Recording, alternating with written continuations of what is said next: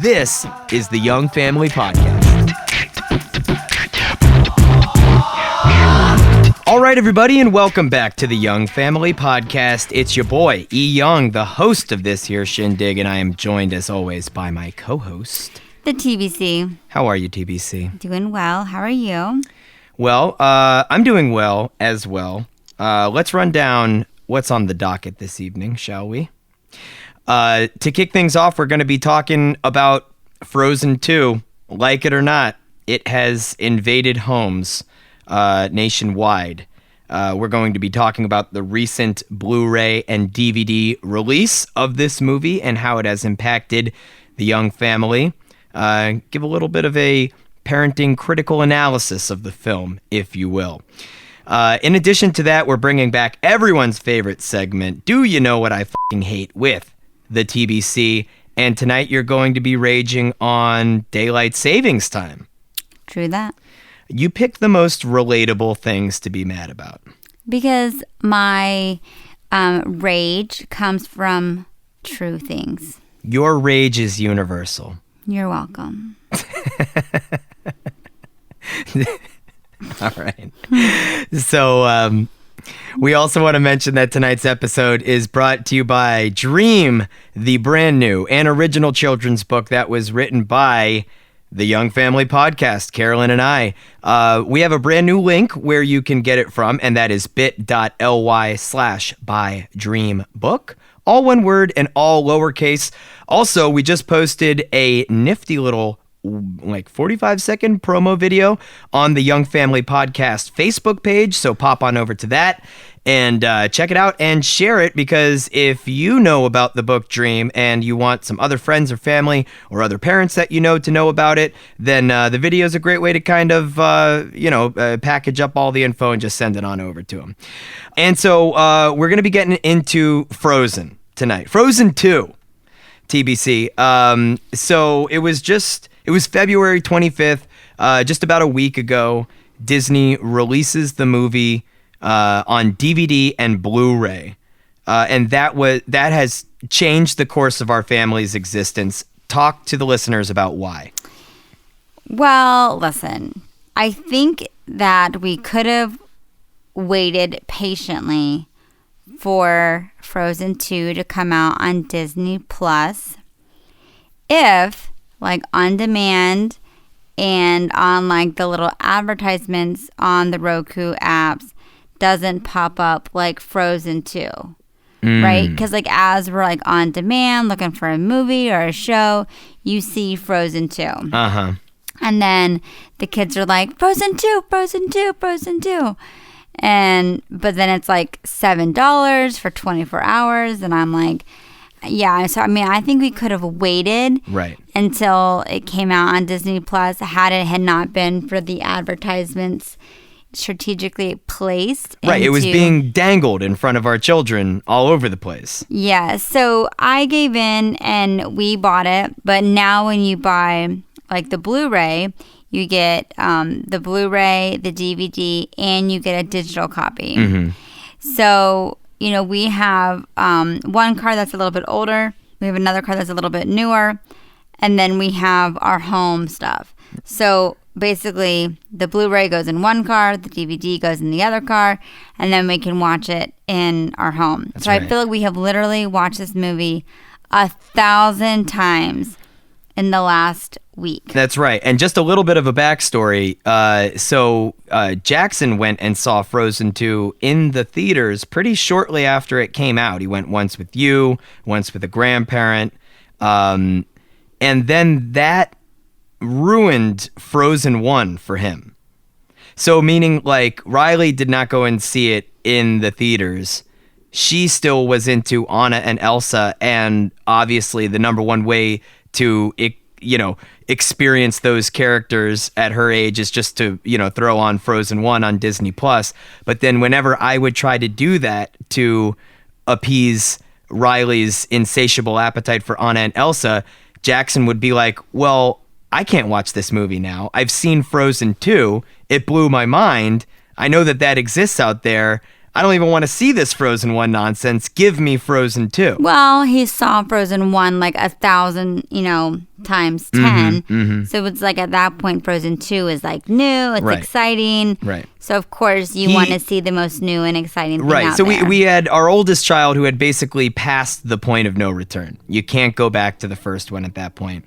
So anyway, there was a little bit of urgency on our family's part to go ahead and be able to watch Frozen 2. So you and Jackson had seen it, Riley and I hadn't. And then this last weekend was the first time that our whole family had Frozen 2 in every single vehicle, like you mentioned, and up here in our home. And it basically had been playing on repeat for an entire weekend. Now, the weird thing about being a parent, seeing a movie for the first time, or just having this experience with the new movie is you never do get to quite sit there and watch it from beginning to end, right? No, you kind of grab it in like chunks. Yeah. So the movie has played probably a good 50 times, but I've only ever been able to experience it in segments and oftentimes out of order. So I'm still piecing together the movie itself, but yet I've developed some pretty hot takes on the picture. Yeah, and when it originally came out, before I saw it, there was a lot of, I guess, not negativity, but a lot of people were just comparing like the music to the first, like saying it wasn't as good as the first or not as like catchy as like Let It Go and stuff. And when I first saw it, I could kind of see what they were talking about. But now seeing it like a million times, I actually think that the songs are catchy. And, right now we're having these like family, like choir, rehearsals where all four of us are like belting out. There's no rehearsal. No, it's full on. It's go time. To the unknown. Into the unknown is, and Jackson always, with every Disney movie that has songs in it, Jackson assigns a member of the family to a song. And so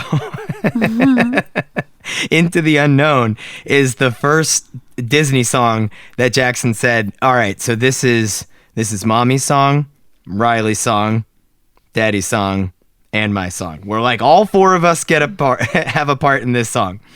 So you think that the music has grown on you, basically. It wasn't like from the jump you thought that the music was better in Frozen 2 compared to Frozen 1, but now that you've seen it so many times, the music has grown on you? Well, ish. So like I loved the music when I first saw it, and I loved like Kristoff's like song, like that song and the whole like. Hold on, I want to get more in detail about that later, but so the continue. whole Kristoff or the whole music I enjoyed while watching the movie, but it's not like I left the movie singing the songs. Right. Whereas it more as like Let It Go was like a little bit more like catchy, repetitive, and you leave the movie almost like singing that song. It's like an anthem. Yeah. Yeah, so it's like you had no choice but to just like, that was beaten into your head. So yeah, you're singing that as you leave. But no, I mean, I enjoyed the music.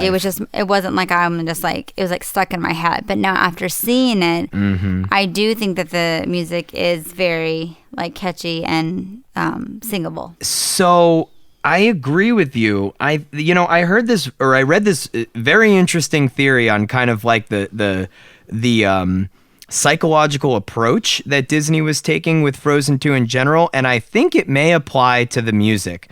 So basically, like, my first impression of the entire film was that it was a lot darker and more intense.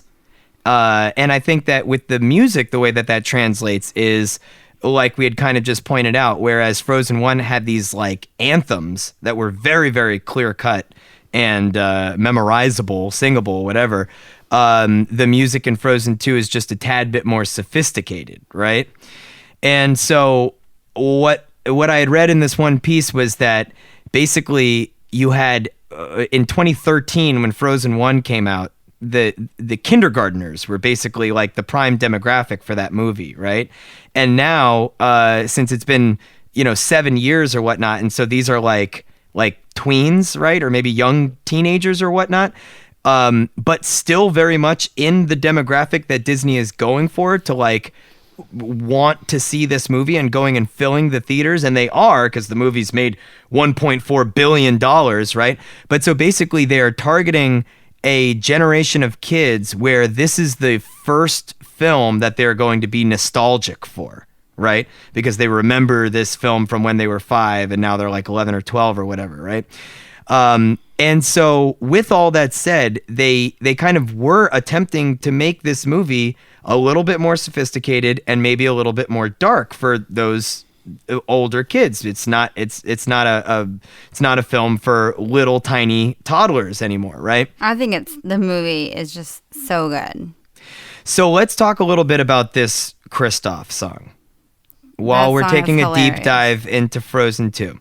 So you said that just now you find that song hilarious. The first time you saw it, though, that wasn't exactly what you said to me. You said you loved that song. Yeah, I mean, like, I just thought it was like so like uplifting, and I just got like really into it, and I just wanted to like put my hands and just like sing it for like everyone to hear. Just like such a good song. I don't know the exact title of it, but I'm gonna go off the chorus and refer to it as "Lost in the Woods." So that's the song that we're singing, right? And so Kristoff, the character who basically fell in love with Princess Anna at the end of Frozen 1, is on this mission to propose to her for marriage throughout Frozen 2. Spoiler alert. Right. Yeah, I'm spoiling. And then so this song occurs because he like blows yet another attempt to propose to her.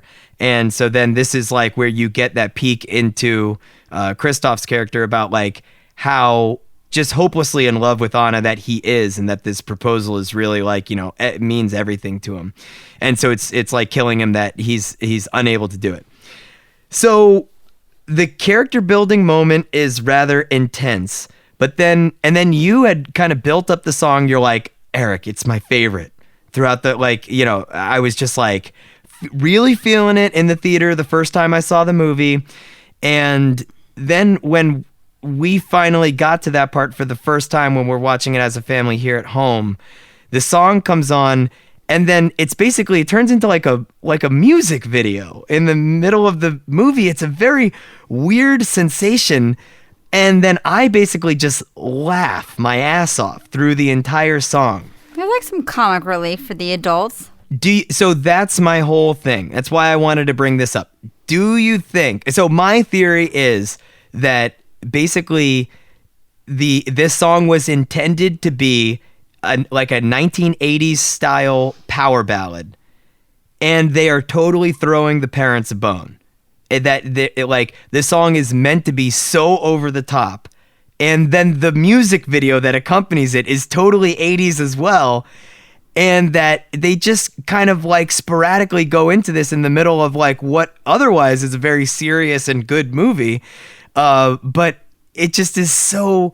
Is Disney that self-aware? Do you think that they intentionally did that and made this song extra cheesy because they were attempting to entertain the parents? Definitely. You think so? It's also like the Wreck-It Ralph too, where like all the Disney princesses kind of like rag on Disney princesses, like the characters. So it's like you're dead on. They are aware of their audience. They're aware that like the parents are watching these movies ad nauseum, and I think that they try to make these movies funny and entertaining for both parties. And I think that they do it so well, right, that it's like it kind of makes it acceptable to watch these movies over and over again. It's like, what do you want to watch today? And they're like Frozen 2, and it's like, yeah, why not?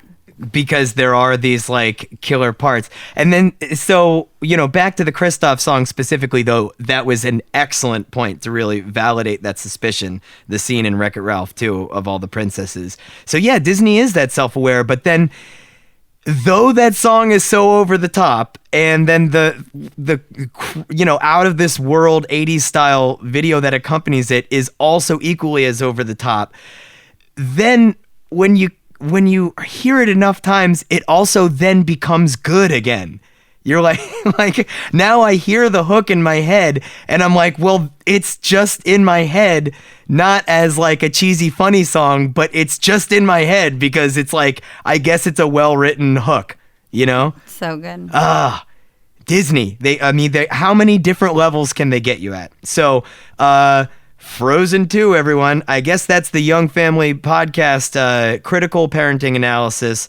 With that TBC, come on now. Everyone's favorite segment. Do you know what you hate with the TBC? Let's do it.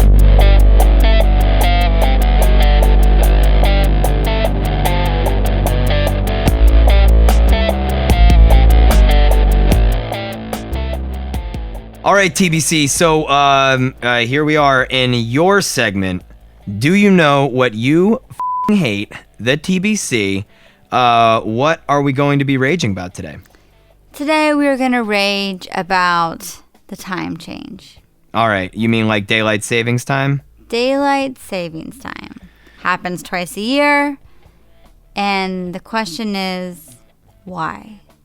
I mean, like, nobody argues anymore that it's a good thing. In fact, I think that I've been seeing a year over year way more public outrage about it. Like, not just that people are annoyed about it, but like maybe it's just kind of with like the way that things can gain momentum and kind of be sensationalized online and social media. But like people want to like do something about it because they like hate daylight savings time so much. Why do you hate daylight savings time so much? Well, so according to the web, daylight savings time is the way to make better use of daylight. Right? That's pretty open-ended. Well, it's like... Listen, it was for farmers, man. It was for... Back in the day, that's what they said. Yeah. And so now, I don't know exactly why. I mean, I don't know. You get like longer days in the summertime, and maybe that's cool. Yeah, but I mean, like, so before I had kids, I didn't really care. No.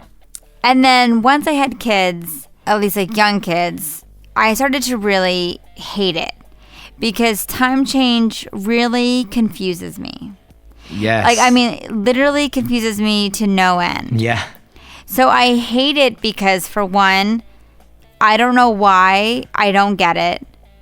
And when I mean I don't get it, it's like when the time changes forward, for some reason, I get so caught up on the time that it was yesterday that I cannot focus on the time that it is today. But it makes no sense why my brain cannot let go of what it was yesterday. And then on top of that, the reason why I also can't let it go is because I think about my kids going to sleep. And, you know, everyone says when you wake up on the new day, that is the time of day. So put your kids to sleep at what time it is on like the new day. Yeah. And I'm like, yes, but yesterday it was, 8 o'clock. And so today it's like 9 o'clock. So that means they would be going to bed at 7 o'clock. And then they're either like not tired or too tired. Or then it's like, what time is it? How are they going to get back onto the right track? Because, daylight savings time, like last time is when Jackson really effed us up, because that's when he started waking up a little bit extra early instead of sleeping in like he used to till like 7 or 8 o'clock. Right. So it's like, make up your mind, time. No, I mean, time has made up its mind to continue changing. But like, why? Because it's like you have like Central Time stays Central, and now you have Florida thinking about passing a bill to keep the time the same. But then if Florida keeps the time the same, but then like in Pennsylvania, they don't like keep the time the same, and then their time changes like goes, but it's like 8 o'clock here, but then it's like 9 o'clock in Pennsylvania. It's like, I can't keep track of all that stuff. That's true. I mean, there are states over on the West Coast, I think it's Arizona, that doesn't do daylight savings time. And so, yeah, imagine if you live in the same time zone as them. And then just one part of the year, like it's just an hour different. it like I in mean, the that same is time so zone. confusing. Yeah, no, I mean, but I do think that it's a state by state thing, law, like legally. So if it's ever gonna go away, it just has to go away all awkwardly like that, state by state. I mean, they're trying to pass the bill right now for Florida. Oh, please. I mean, so I think that. And by that I mean, please let that pass. I mean, because So you're for it. I am for not changing the clocks ever. I just want it to be like, consistent. I don't like going back and forth with like, losing an hour, gaining an hour. It's like getting your kids all acclimated again. Like, it's like. Now let me add a little bit of clarity for the listeners' sake. You did not get as confused about daylight savings time until we had children. Well, I didn't care. You because it's used to like, just let it slide, and maybe you never really understood it, but you were at peace with it when you didn't have kids. Well, when I don't have kids, daylight savings times happens between Saturday to Sunday. Right. So it's like I can sleep in an extra hour if I really am tired. Right. I'm an adult. I could go to bed or take a nap whenever I want to. When I have kids, I cannot do that. I have to focus on my time and their time and what time it was yesterday. So what I find so endearing, In my head. What I find so endearing about your how perplexed you get about it is that we're really kind of out of the woods because we have a kid that's 4 and then one that's about to turn 2, or they're both about to turn those ages, but they're very close to 4 and 2. In my opinion, the daylight savings time does not impact them as much because I have seen over the course of their lives that they have the ability to basically go about their sleep schedules plus or minus an hour at any given point. Now, sure, it might get a little bit hairy. Maybe that, if you stretch them an extra hour, they'll definitely be a little bit tired. But then after a night of sleep or a good nap or whatever, they're all back to normal. Now, I don't want to be a Debbie Downer here, but I hate to break it to you, my dear husband. Come with it. Both this time of the time change in a couple of days and the last time change and last year, you are not here. That's right. You are away during the time change. So although you don't think it seems to affect our children, because by the time that you're home, they have acclimated to this new zone, you get to miss all the hysteria of getting these kids acclimated to the new time zone. It's an airtight point. I know. I'm not going to lie. Crushed it. I happen to be away during every time change. But what I'm saying, though, is that on the times where I am here and we have stretched them an extra hour or, attempted to put them to sleep extra early, like, we can still do it. And I've been there for the hysteria that's associated with that. And so my major point is that when a kid is like a baby, like not just a newborn, because then they're kind of all over they're living on a weird 24-hour sort of like quote unquote sleep cycle. But once you first get them into that very delicate, nebulous sort of sleep cycle after they've emerged from like the newborn infancy stage, and like every time they go to sleep and like almost kind of have some semblance of a full night of sleep, it's like a miracle. That's when daylight savings time is really just god awful. What? You know what I'm saying? Because then at that point, when you're so desperately attempting to establish a sleep cycle, an hour change makes a gigantic difference. And I remember that with Jackson from when he was first born and we only had his sleep cycle to focus on.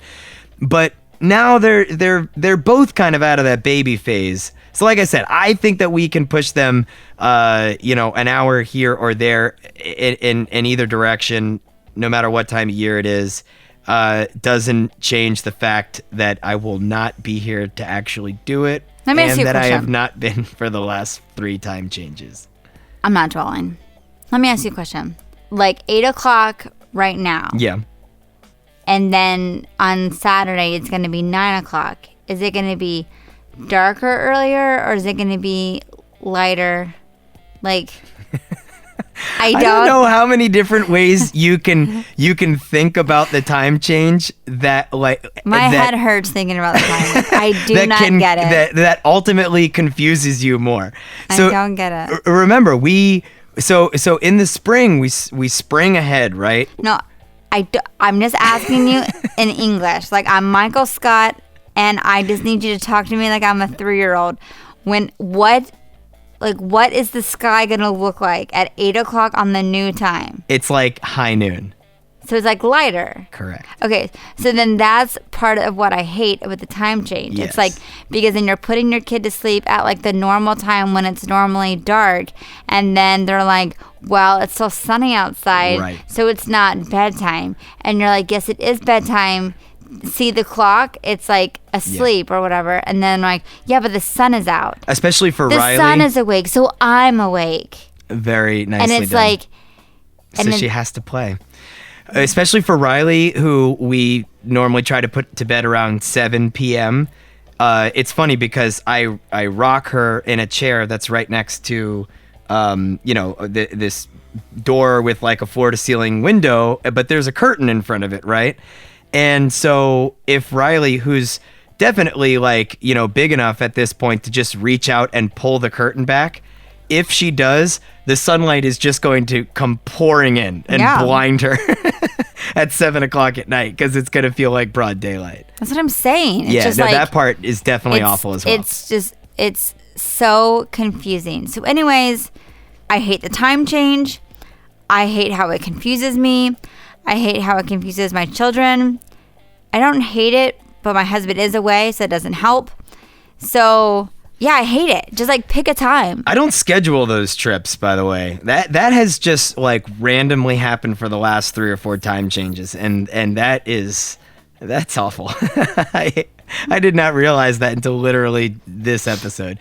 So we would love to hear. Well, that's TBC, everyone. She's so give it up for her and what she hates. We appreciate her raging with the listeners as always, and we want to hear what people's thoughts are on daylight savings time. So hit us up, youngfamilypodcast@gmail.com. Do the same about Frozen 2. We want to hear about your hot takes. If you're parents and you haven't seen Frozen 2, then we want to hear about like what's going on in your life, because that's pretty amazing in of itself. But if you're a parent, more than likely you've seen Frozen 2. And if it's been on repeat in your life, like it has been for Carolyn and I, then you've probably developed some pretty sophisticated theories on it. So definitely hit us up with all of those. And TBC, why don't you tell everyone where they can find us online? You can find us at bit.ly/youngfamilypodcast, all lowercase. And thanks for listening. Continue to share us with your friends and family, and have a great day, and good luck and Godspeed with this time change this weekend. So with that, folks, we're going to be wrapping up this episode. On behalf of the TBC, it is your boy E. Young saying deuces until next time, and bye. Bye.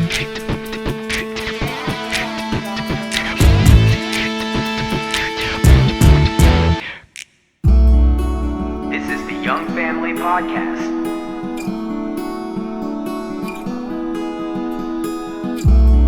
This is the Young Family Podcast.